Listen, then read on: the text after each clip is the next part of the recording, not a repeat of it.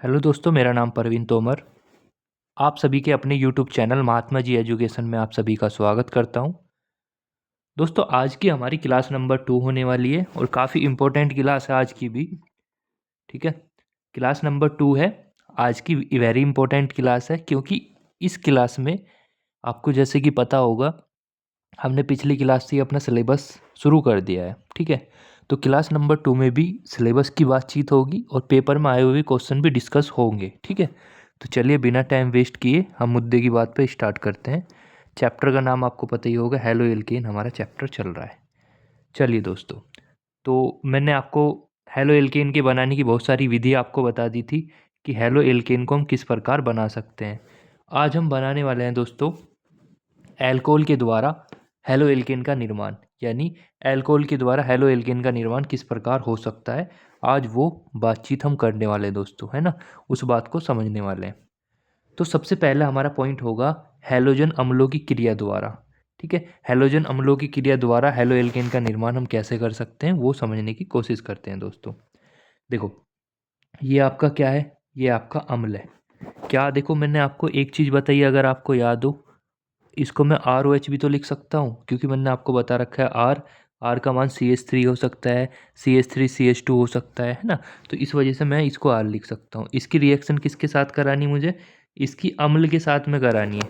अम्ल क्या होता है सर, एच सी एल अम्ल होता है, करा दो। और जब मैं इसकी रिएक्शन कराऊंगा ZnCl2 की उपस्थिति में कराना, क्योंकि ये रिएक्शन ZnCl2 की उपस्थिति में होती है। और ZnCl2 जो है ये निर्जलीकरण का काम करता है। निर्जलीकरण का काम कौन करता है, ZnCl2 यहाँ पे निर्जलीकरण का काम करता है। ठीक है, अब देखो जैसे ये रिएक्शन इसके साथ करेगा तो आपको यहाँ पे क्या देखने के लिए मिलेगा दोस्तों, आपको यहाँ पे ये देखने के लिए मिलेगा, देखो ये वाला वाटर जो है, जो यहाँ पे वाटर बन रहा है, ये तो बाहर निकल जाएगा और आपका आर और सी एल बन जाएगा। तो देखो आर सी एल बन गया एंड बाहर निकल गया आपका वाटर। ठीक है जी, तो ये रिएक्शन हो जाएगी बनाने की विधि के अंदर कि अल्कोहल के द्वारा हम हेलो एल्केन का निर्माण कर सकते हैं। सर जी थ्योरी कैसे बनाएंगे इसकी, देखो थ्योरी बनाना बहुत इजी है। अब देखो, मैं ये तो बता रहा हूँ आपको थ्योरी कैसे बनाएंगे, बट बार बार मैं आपको नहीं बताऊंगा, ना ही लिख के दूंगा। आज की तो हमारी क्लास नंबर 2 है, या रिएक्शन की हमारी क्लास नंबर 1 है, इसलिए मैं आपको बता रहा हूँ। देखो इसमें लिखेंगे, जब अल्कोहल की क्रिया, देखो आर ओ एच क्या है, आर ओ एच अल्कोहल ही तो है। अल्कोहल की क्रिया अम्ल के साथ में करते हैं, देखो ऐसे लिखनी है आपको हमेशा। थ्योरी में देखो पहले ये पकड़ो वर्ड, जब अल्कोहल की क्रिया अम्ल के साथ में करते हैं, ZnCl2 की उपस्थिति में अम्ल के साथ में करते हैं, तो RCl मतलब हेलो एल्केन का निर्माण हो जाता है तथा वाटर भी बन जाता है जो कि बाहर निकल जाता है रिएक्शन में, ये आपको पता होगा। तो ये पूरी रिएक्शन इस प्रकार आपको लिखनी है। इसमें एक चीज़ पेपर वाला पूछता है, ये रिएक्शन समझ में आ गई, मुझे ऐसा लगता है कोई दिक्कत वाली बात नहीं है इस रिएक्शन को समझने में। ठीक है, अब एक चीज़ और समझ लेना, जो यहाँ पे ZnCl2 है, देखो ये जो दो चीज़ मैंने यहाँ पे लिखी है अलग से, HCl और ZnCl2। ZnCl2 दोस्तों यहाँ पे उत्प्रेरक का काम करता है, निर्जलीकरण का काम करता है, यानी यहाँ पे उत्प्रेरक में निर्जलीकरण का काम ZnCl2 करेगा। तो ये दोनों जो है ल्यूकमस अभिकर्मक कहलाते हैं। क्या कहलाते हैं, ल्यूकमस अभिकर्मक। पेपर में क्वेश्चन आएगा, निम्नलिखित में से कौन सा ल्यूकमस अभिकर्मक है, तो आपको ध्यान रखना ये दोनों ल्यूकमस अभिकर्मक का काम करते हैं।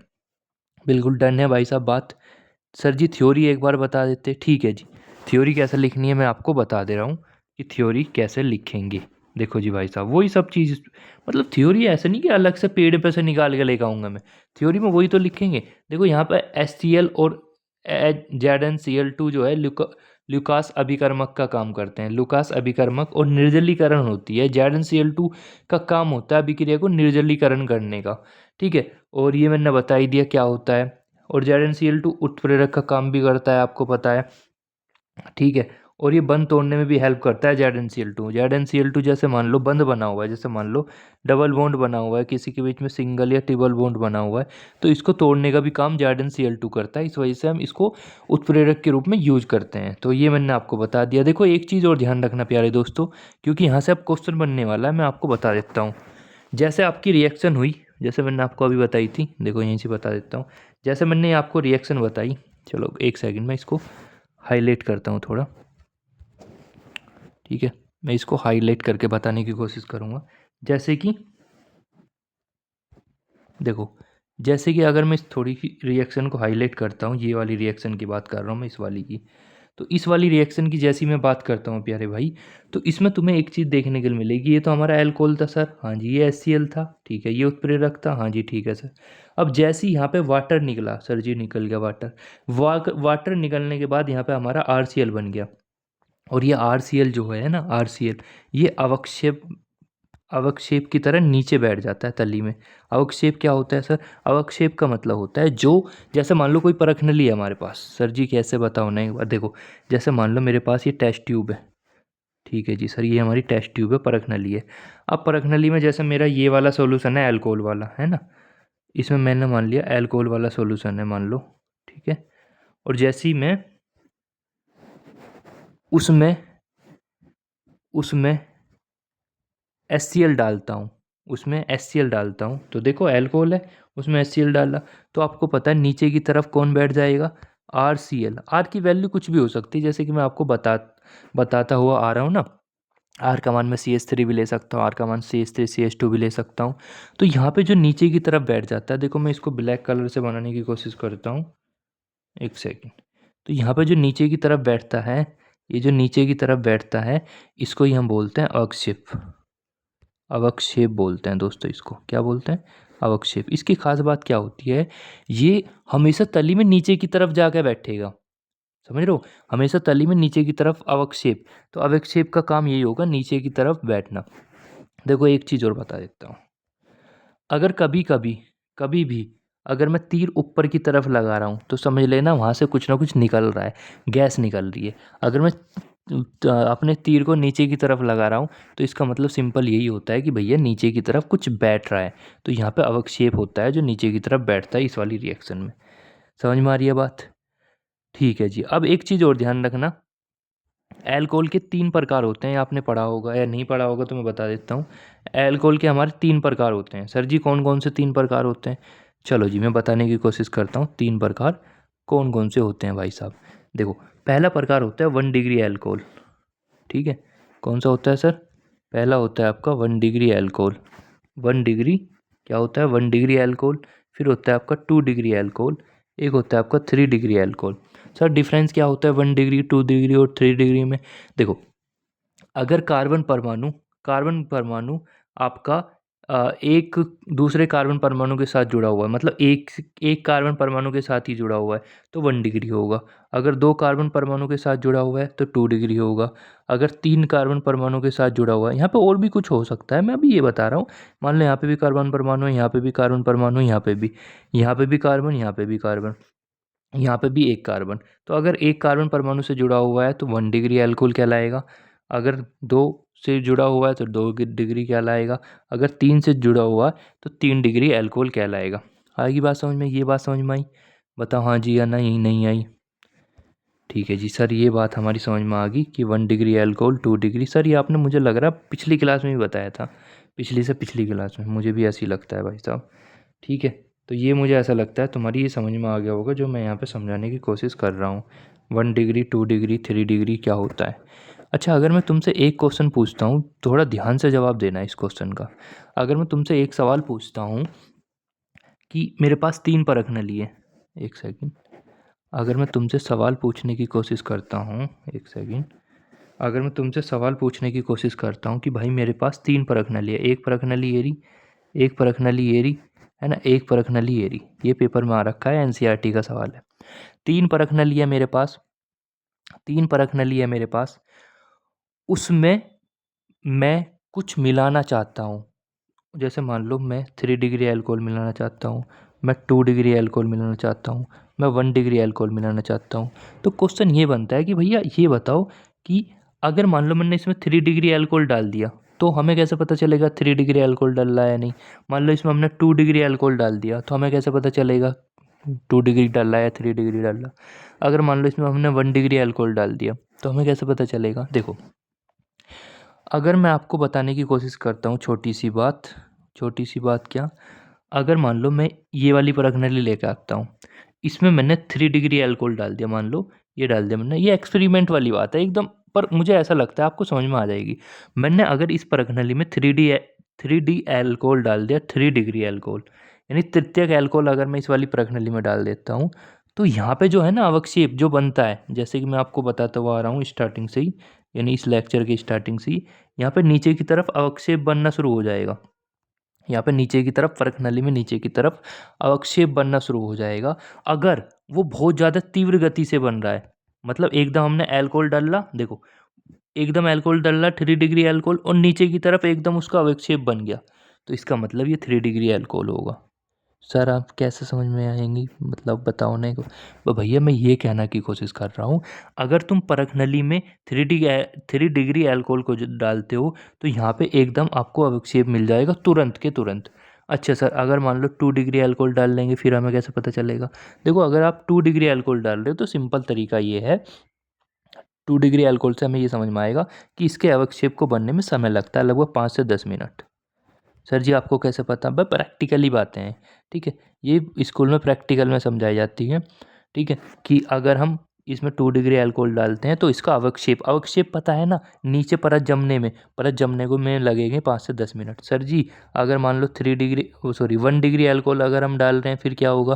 भैया 1 डिग्री अल्कोहल डालने से आपको ये फ़ायदा होगा, यहाँ पे 1 डिग्री अल्कोहल का कोई भी अवक्षेप नहीं बनेगा। सर फिर क्या होगा, हमें तो बनाना है ना अवक्षेप। देखो यहाँ पे 1 डिग्री अल्कोहल की ये बोल सकते हैं अवक्षेप बनाने की जो नीचे जम वो परत बनाने की कैपेसिटी होती है वो होती ही नहीं। तो हम क्या काम करते हैं दोस्तों, इसको बनाने के लिए इसका टेम्परेचर हाई करने लगते हैं। 1 डिग्री अल्कोहल तो हमने डाल ही रखा इस वाली परख नली में, देखो ना 1 डिग्री अल्कोहल तो हमने डाल रखा। अब हम इसका टेम्परेचर बढ़ाना शुरू कर देंगे। जैसे ही मैं इसका टेम्परेचर बढ़ाना शुरू कर दूंगा, टेम्परेचर यहाँ से बढ़ाना शुरू कर दूंगा, तो यहाँ पे आपको देखने के लिए मिलेगा यहाँ पे भी परत जम जाएगी। यानी बिना टेम्परेचर के यहाँ पे परत नहीं जमेंगी, यहाँ पे तो बिना टेम्परेचर के होता सब।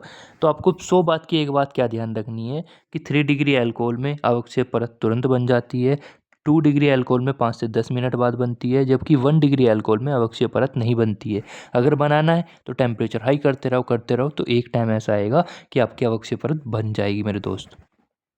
आई बात समझ में, बताओ कंसेप्ट क्लियर है भाई साहब, बोलो बोलो, टैल सही है भाई साहब, कोई दिक्कत नहीं मुझे ऐसा लगता है।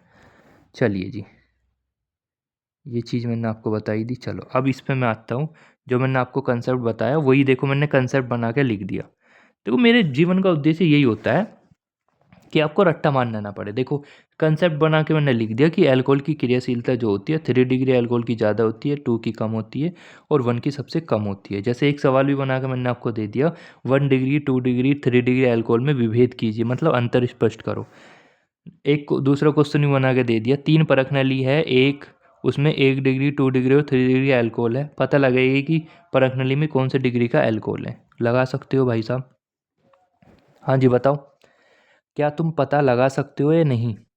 तुम कहोगे हाँ जी बिल्कुल लगा सकते हैं सर, तुमने बताया तो कि अगर 3 डिग्री अल्कोहल परखनली के अंदर होगा तो उसका तुरंत अवक्षेप बन जाएगा, अगर 2 डिग्री का होगा तो अवक्षेप पे बनने को 5 से 10 मिनट लगेगा, अगर 1 डिग्री का होगा तो कोई भी अवक्षेप नहीं बनने का। सर बनाना है तो टेम्परेचर हाई करना पड़ेगा। आई बेटा बात समझ में, अगर बात समझ में आ रही है तो भाई ज़्यादा इसमें लोड लेने की बात नहीं है तुम्हें, ठीक है, ये मैंने बता दिया। चलो अब चलते हैं अगले क्वेश्चन की तरफ। देखो वही मैंने यहाँ पे आंसर लिख दिया। देखो आपको एकदम सिस्टमेटिक में पढ़ा रहा हूँ, एकदम जिसे बोलते हैं ना कि एकदम एनसीईआरटी के हिसाब से, जिस हिसाब से आपके एनसीईआरटी किताब में लिखा हो उसी हिसाब से एकदम आपके सामने पीपीटी बन के आ रखी है। देखो आंसर भी मैंने लिख के बता दिया कि हम ऐसा क्यों करते हैं, ठीक है। देखो ये आपको समझ में आ जाएगा, इसको पढ़ लेना एक बार, हालांकि इसको पढ़ने की नीड भी नहीं लगती मुझे ऐसा लगता है, क्योंकि आपको पूरा समझ में आ रहा है अच्छे से। चलो जी भाई साहब, अब हम पढ़ने वाले हैं दोस्तों, क्या पढ़ने वाले हैं दोस्तों, अब हम यहाँ पे पढ़ने वाले हैं एल्कोहल के द्वारा हेलो एल्केन का निर्माण। अच्छा अच्छा ठीक है, ये तो हम पढ़ ही रहे हैं ना।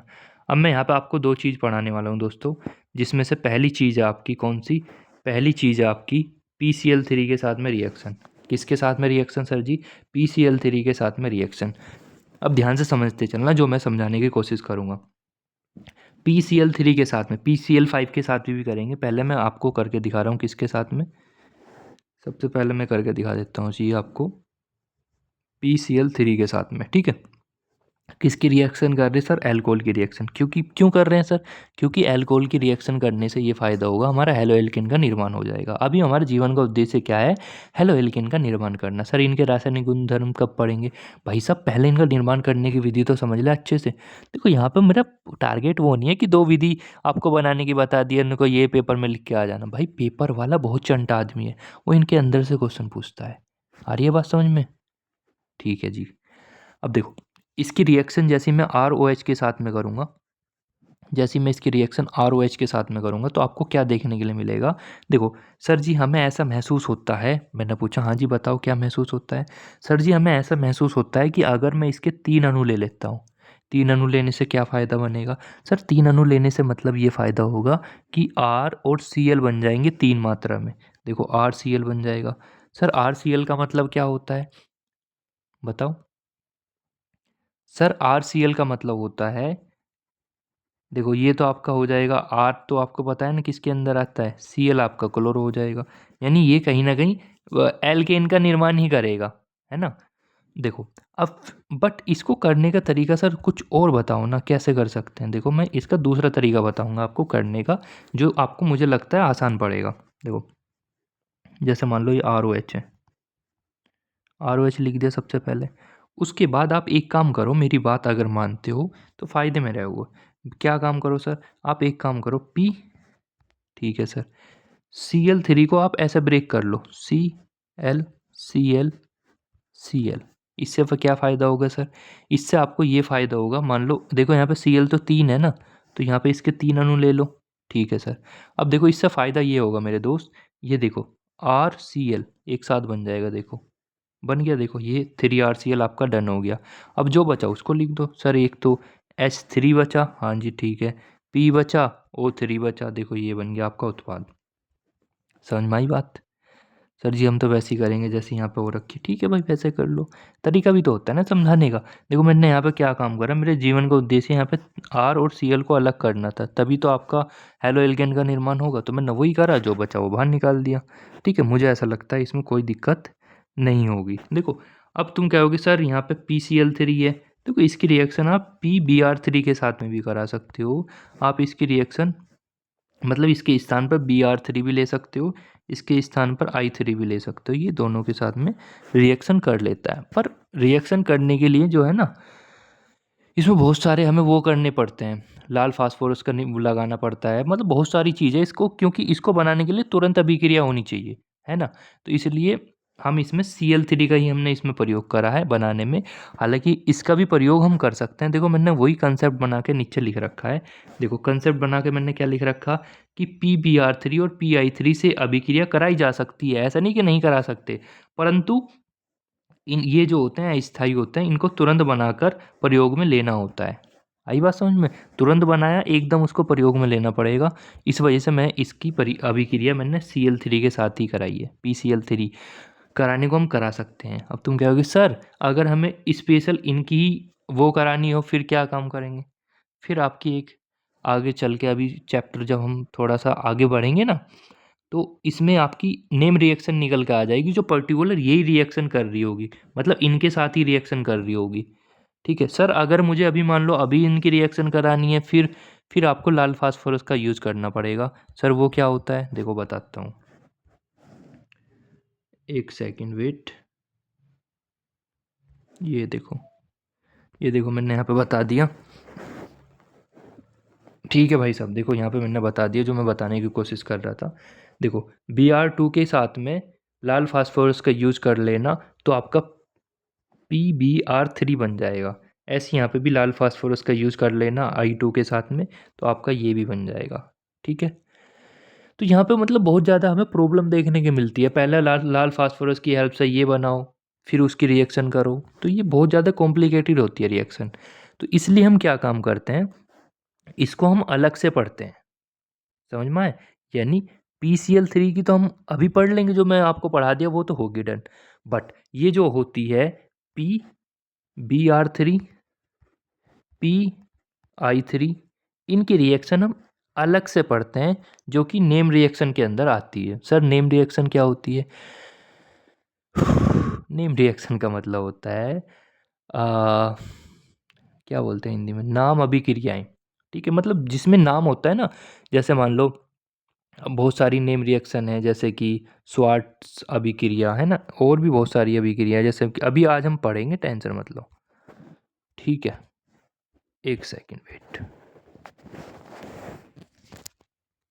चलिए जी, ये मैंने आपको बता ही दिया।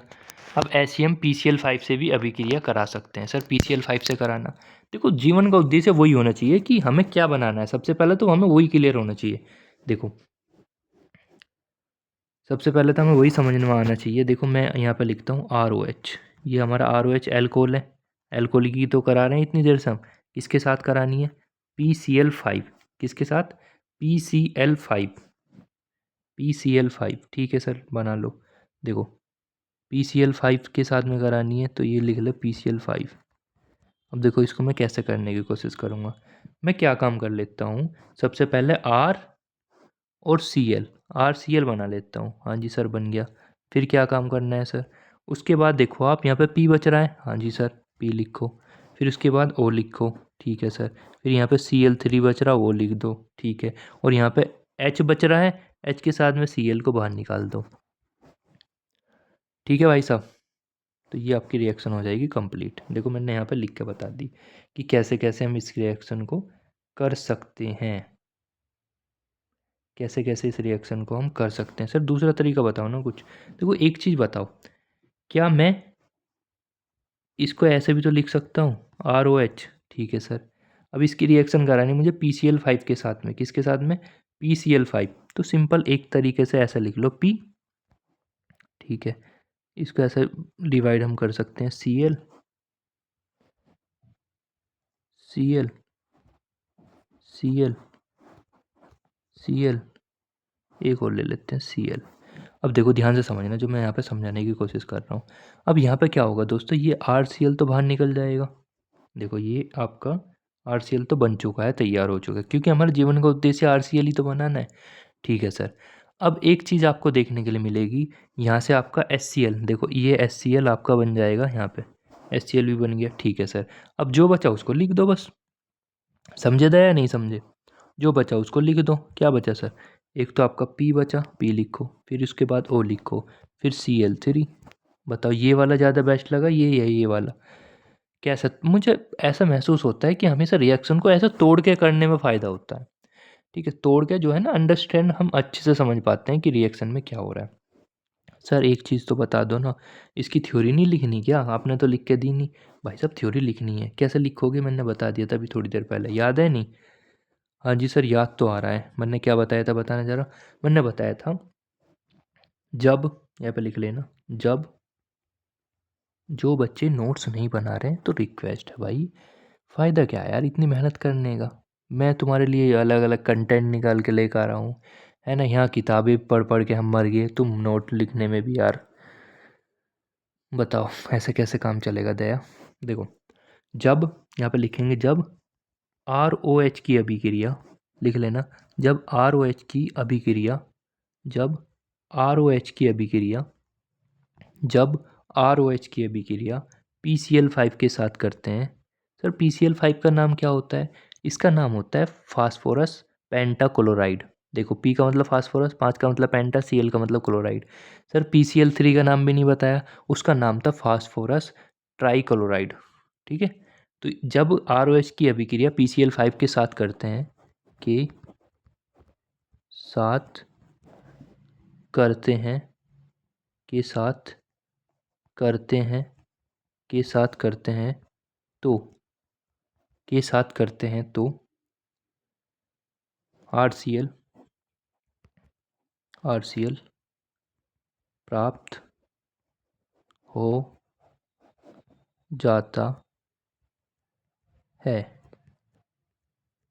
समझ में आई, ये तो मैंने लिख के बता दी, बट आगे से जितने भी आपको, अगर किसी भी रिएक्शन में थ्योरी नहीं लिखी हुई तो इसका मतलब थ्योरी मैंने वो आपके लिए छोड़ रखी है, वो आपको अपने आप से खुद से बना के लिखनी है। समझे मेरे दोस्त या नहीं समझे। ठीक है सर, समझ गए। ओके जी भाई साहब, चलिए अब अगले कंसेप्ट की तरफ चलते हैं। नेक्स्ट कंसेप्ट, ये मैंने आपको बता दिया ये क्या चीज़ था, ये मैंने बता दिया। ये क्या चीज़ है जी? चलो ये भी रिएक्शन बढ़िया है। SOCl2 के साथ में रिएक्शन करा देते हैं। ठीक है जी दया। SOCl2 के साथ में देखो, SOCl2 के साथ में रिएक्शन करा रहे हैं। देखो ये आपका ROH है। हाँ जी सर। अब इसकी रिएक्शन मैं किसके साथ करा रहा हूँ? इसके साथ में करा रहा हूँ SOCl2 के साथ में। SOCl2, SOCl2 के साथ में, इसके साथ में जैसे मैं रिएक्शन कराऊंगा तो इस ये पीरिडीन की उपस्थिति में होती है। पीरिडीन। सर पीरिडीन क्या होता है? पीरि जो पीरिडीन होता है प्यारे बच्चों, वो एक केमिकल कंपाउंड होता है। मतलब जो आपका मतलब बेंजीन की तरह ही स्ट्रक्चर होती है, पर बेंजीन के नीचे आपका एन के आसपास, NO2 के आसपास वहाँ पे आ जाता है। मतलब बेंजीन की जैसी स्ट्रक्चर होती है। अभी बस ये ध्यान रखना है, ये पीरिडीन यहाँ पे उत्प्रेरक का काम करेगा। जब उसकी बात होगी तो मैं उसका भी बारे में बता दूंगा आपको। तो यहाँ पे ध्यान रखना, ये क्या होता है? ये होता है अल्कोहल, ये होता है SOCl2। इसको हम बोलते हैं थायोमिनिल क्लोराइड। थायोनील क्लोराइड, ठीक है। ये होता है थायोनील क्लोराइड। जैसी रिएक्शन हम इसके इसके साथ में करते हैं तो देखो, हमेशा रिएक्शन को टुकड़ों में तोड़ लो सबसे पहले। तो ये सबसे इजी फॉर्मेट होता है करने का। टुकड़ों में तोड़ने से फ़ायदा ये होता है, देखो अब देखो टुकड़ों में कैसे तोड़ सकते हो? सर मुझे ऐसा महसूस हो रहा है कि सबसे पहले तो RCl बना दो। मैंने कहा हाँ जी बिल्कुल, देखो R ये रहा और Cl ये रहा। तो सबसे पहले क्या बन जाएगा? सर RCl तो हमारा बन चुका है। उसके बाद देखो, उसके बाद क्या होगा? उसके बाद ये होगा सर HCl और बना लो, क्योंकि H भी तो हमारे पास है। हमने कहा ठीक है भाई साहब, तो हमने HCl भी बना दिया, ठीक है सर। और फिर उसके बाद SO बचा, O ये रहा एक, तो क्या बन जाएगा? सर SO2 बन जाएगा। ठीक है, आई बात समझ में? नहीं आई? तो SO2 हमारा ये बन जाएगा। सर ये सबसे बेस्ट रिएक्शन मानी जाती है। यानी आपका RCl, यानी जो आपका हेलो एल्केन है, उसको बनाने की सबसे बेस्ट विधि जो मानी जाती है वो यही वाली मानी जाती है जो मैंने आपको यहाँ पे बताई। ठीक है, सबसे बेस्ट विधि यही है। क्यों है सर बेस्ट विधि?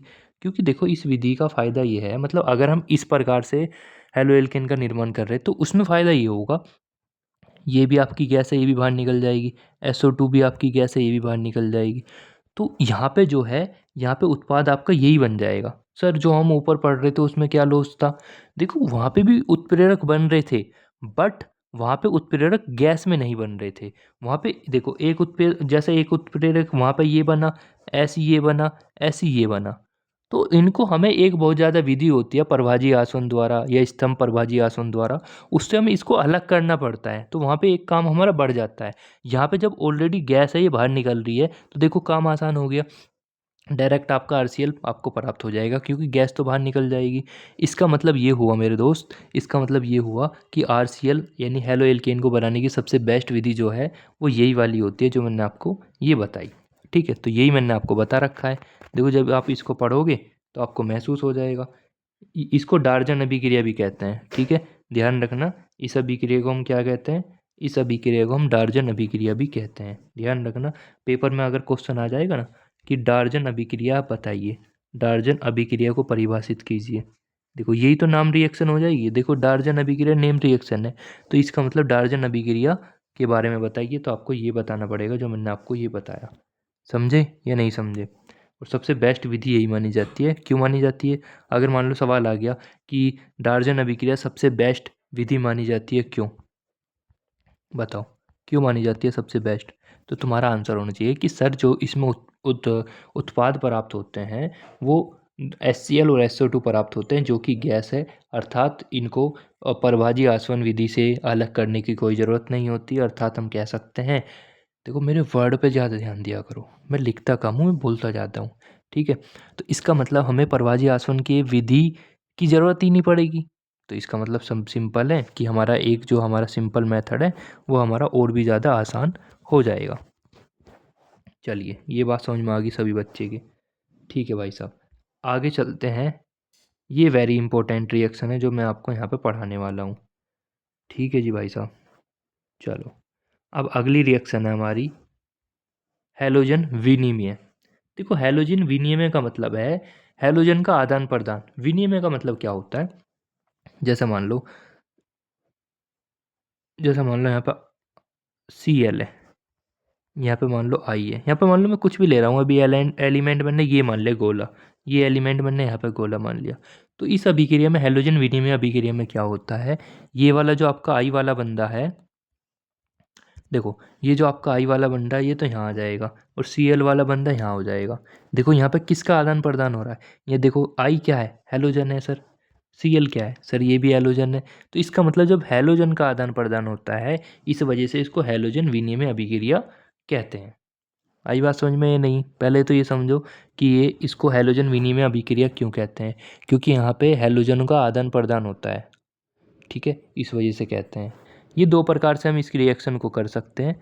दो प्रकार से हम कैसे कर सकते हैं सर, बता देना।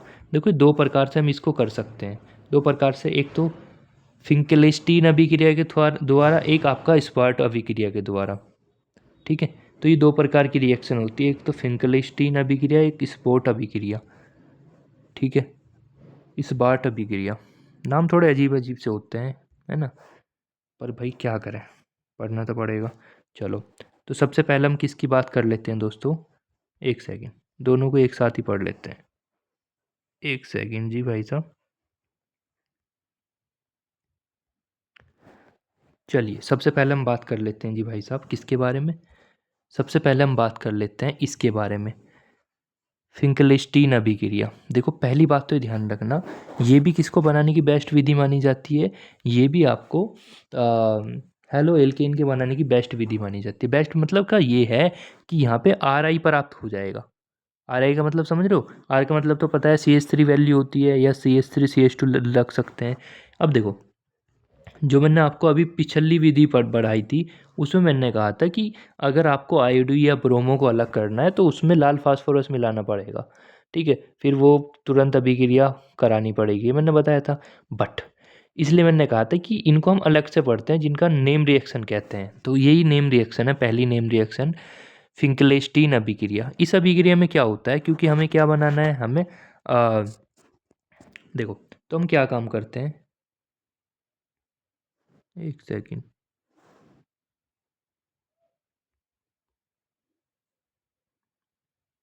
ठीक है।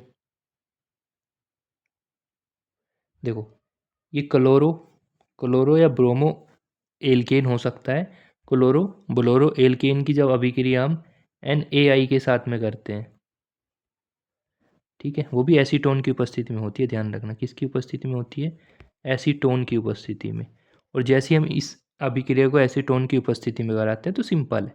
सर क्या है सिंपल, क्यों है सर, क्योंकि भाई साहब मैंने अभी आपको एक चीज़ बताई, अगर आपको याद हो, क्या बताई सर, मैंने एक चीज़ बताई, यहाँ पे हैलोजन का आदान प्रदान हो जाता है, मतलब ये वाला हैलोजन यहाँ पे आ जाएगा और ये वाला हैलोजन यहाँ हो जाएगा, तो क्या बन जाएगा, देखो कितनी सिंपल रिएक्शन है, आर आई बन जाएगा, यहाँ पे NaX बन जाएगा, यहाँ पे यहाँ पे NaX बन जाएगा, यहाँ पे RI बन जाएगा। सर एक चीज़ बताओ, मैंने पूछा, हाँ बताओ भाई साहब। सर एक चीज़ बताओ, अगर हम वैल्यू रख दें इसकी डायरेक्ट, वैल्यू का मतलब यहाँ पे सर अगर हम वैल्यू रख दें, वैल्यू का मतलब R का मान रख दें CH3, मैंने कहा वेरी गुड, और इस X का मान रख दो Cl, रख दिया जी भाई साहब, Na, और यहाँ पे तो आई होगा। एसीटोन की उपस्थिति में इस रिएक्शन को कराएंगे, किसकी उपस्थिति में, एसीटोन, तो यहाँ पर आदान प्रदान हो जाएगा, ये यहाँ जाएगा, ये यहाँ जाएगा, तो आपका क्या बन जाएगा, ये बन जाएगा CH3I प्लस NaCl, समझे। अच्छा सर अगर मान लो इसको चेंज करें हम, चेंज का मतलब सर अगर हम इसको चेंज करते हैं, यहाँ पे x की जगह मैं इस बार Br रख देता हूँ, क्योंकि सर आपने कहा था ना x का मान Cl होता है, Br होता है, प्लस NaI के साथ में रिएक्शन करा दी, वही सेम एसीटोन की उपस्थिति में कराएंगे। तो जैसे ही इसमें हैलोजन का आदान प्रदान होगा तो I यहाँ जाएगा, Br यहाँ जाएगा, समझे या नहीं। तो इसलिए इसको हैलोजन विनिमय अभिक्रिया कहते हैं। थ्योरी बना सकते हो अपने आप, ठीक है, बताओ जी भाई साहब, थ्योरी बना लोगे ना, ठीक है जी, बिल्कुल बना देंगे जी सरकार। देखो अब मैं दूसरी रिएक्शन पढ़ा रहा हूँ आपको, जिस रिएक्शन का नाम है क्या, जिस रिएक्शन का नाम है आपका, जिस रिएक्शन का नाम है स्वार्ट अभिक्रिया, ठीक है। इसमें क्या होता है, इस रिएक्शन में भी, क्योंकि दोनों हैलोजन विनिमय के अंदर ही तो हो रही हैं, तो इस विधि में हमें क्या बनाना पड़ता है, RF का निर्माण करना पड़ता है, ठीक है। तो यहाँ पे हम क्या काम करते हैं, ये RX है हमारा, इसकी अभिक्रिया AgF के साथ में करा देंगे, मतलब ज़रूरी नहीं AgF के साथ में कराएँ। हम इसकी अभिक्रिया जो है ना हमेशा धात्विक फ्लोराइड के साथ में करेंगे क्योंकि Ag क्या होता है धातु होता है, F क्या होता है फ्लोराइड। तो हमेशा धात्विक फ्लोराइड के साथ में कराएँगे, ध्यान रखना। ठीक है, धात्विक में आपका Ag भी हो सकता है, Hg भी हो सकता है ना, Sb एंटीमनी भी हो सकता है, बहुत सारी चीज़ हो सकती है आपकी। जैसे मैं इस रिएक्शन को कराऊँगा, ठीक है? जैसे मैं इस रिएक्शन को कराऊँगा तो यहाँ पे भी क्या हो जाएगा, आदान-प्रदान हो जाएगा सर। देखो ये यहाँ आ जाएगा, ये यहाँ आ जाएगा। आई? तो ये लिख लेना जो मैंने यहाँ पे बताया, प्लस करके लिख लेना इनका आदान-प्रदान करके। अच्छा सर एक मुद्दे की बात बताओ ना, मैंने कहा हाँ जी बताओ। सर अगर हम R का मान रख दें, मैंने कहा हाँ बिल्कुल रख दो भाई साहब, CH3 R का मान है। सर X का मान Cl रख दें, बिल्कुल रख दो भाई साहब। AgI के साथ में रिएक्शन जैसी हम करेंगे तो क्या फ़ायदा होगा? सर फ़ायदा ये होगा आदान-प्रदान हो जाएगा, ये यहाँ जाएगा, ये यहाँ जाएगा। तो ये भी आप लिख सकते हो प्लस करके, ठीक है? आ रही बात समझ में, नहीं आ रही? मैंने कुछ नहीं करा, वैल्यू रख दी बस। R का जो मान होता है CH3 में बताता हुआ तो आ रहा हूँ क्लास नंबर 1 से ही। अच्छा सर अगर हम थोड़ा फेरबदल करें मतलब क्या? सर R का मान तो CH3 ठीक है, बस X के स्थान पे मैं यहाँ पे Br रखना चाहता हूँ। मैं कहा रख लो भाई कोई दिक्कत नहीं है। तो AgF के साथ में जैसे हम रिएक्शन यहाँ पे करेंगे तो यहाँ पे क्या मिलेगा, आदान-प्रदान हो जाएगा। ये आपका कहाँ चला जाएगा, ये आपका यहाँ चला जाएगा और ये आपका यहाँ आ जाएगा, ठीक है? तो ये आपका आदान-प्रदान इसका हो जाएगा। तो इस मुझे लगता है इसमें कोई दिक्कत नहीं होगी, ठीक है? ओके, उसके बाद आगे चलते हैं हम। ये हमारा हो गया। अब हम अगले कंसेप्ट की तरफ चल रहे हैं। देखो, अगले कंसेप्ट की तरफ हम चलने की कोशिश करते हैं। अगला कंसेप्ट है हमारा, अगला कंसेप्ट है एल्कीन के द्वारा CCl4 की उपस्थिति में। देखो, ये वाली मतलब हालाँकि NCERT के अंदर एक वो है पॉइंट बना मतलब पूरी अभिक्रिया बना के लिख रखा, पर ये मैंने एक कंसेप्ट के माध्यम से समझाने की कोशिश करी है कि क्या होता है, क्योंकि पेपर में यहाँ से क्वेश्चन भी आ रखा है। देखो कंसेप्ट ये होता है जब हम एल्कीन की अभिक्रिया, सर जी लिख के बताओ ना। देखो एल्कीन लिख लो CH2 डबल बॉन्ड CH2, ठीक है जी सर ये एल्कीन हो गया। एल्कीन की रिएक्शन जैसी मैं ब्रोमीन के साथ में करूँगा, Br2 के साथ में करूँगा, ठीक है सर कर दी। जैसी मैं एल्कीन की रिएक्शन Br2 के साथ में करता हूँ ना मेरे दोस्त, तो हमें यहाँ पे क्या देखने के लिए मिलता है, किसकी उपस्थिति में कर रहे हैं सर, CCl4। सर CCl4 क्या होता है, कार्बन टेट्राक्लोराइड होता है मेरे दोस्त, ठीक है? तो यहाँ पे जो होता है ये CCl4 में घुली हुई यहाँ पे घुला हुआ होता है, ध्यान रखना।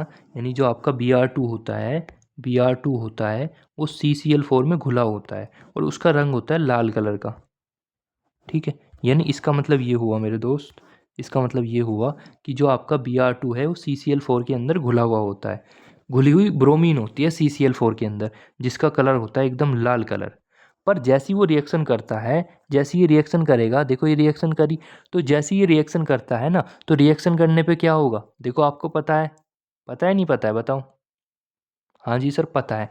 पता यहाँ पे क्या होगा, ये डबल जैसे ही रिएक्शन करेगा CCl, तो ये डबल बॉन्ड यहाँ से टूट जाएगा, जो बीच में डबल बॉन्ड आ रहा है वो यहाँ से टूट जाएगा और आपका बन जाएगा CH2 और एक Br यहाँ पे आके आ जाएगा और एक Br यहाँ पे आके आ जाएगा। तो ये इस प्रकार रिएक्शन हो जाएगी। इसको ही हम बोलते हैं सैनंदी डाई हेलोइड, ठीक है? इसका नाम ध्यान रखना, नाम इसका NCERT में लिख रखा है एकदम प्योर भाषा में, सन्निंदी डाई हेलाइड या विसिनल डाई हेलेराइड भी इसको बोलते हैं। देखो यहाँ पे क्या होगा दोस्तों, अब जो आपका लाल कलर आ रहा था, जो आपका यहाँ पे लाल कलर आ रहा था ना, इसको Br2 CCl4 में मिलाने पर लाल कलर, वो लाल कलर यहाँ पे गायब हो जाएगा, ठीक है? जो यहाँ पे इन दोनों का लाल कलर आ रहा था वो यहाँ पे आने पे इसका लाल कलर गायब हो जाएगा। तो यही सब चीज़ मैंने यहाँ पे लिख रखी है। होप सो ये उम्मीद है ये आपको समझ में आ जाएगा। इसको एक बार नोट डाउन कर सकते हो आप, ठीक है? सब चीज़ इंपॉर्टेंट है, ऐसा नहीं कि मैं ऊपर-ऊपर से कुछ पढ़ा रहा, एकदम डीपली पढ़ रहे हैं भाई साहब। ठीक है सर, पेज नंबर आ जाते हैं 12 पे।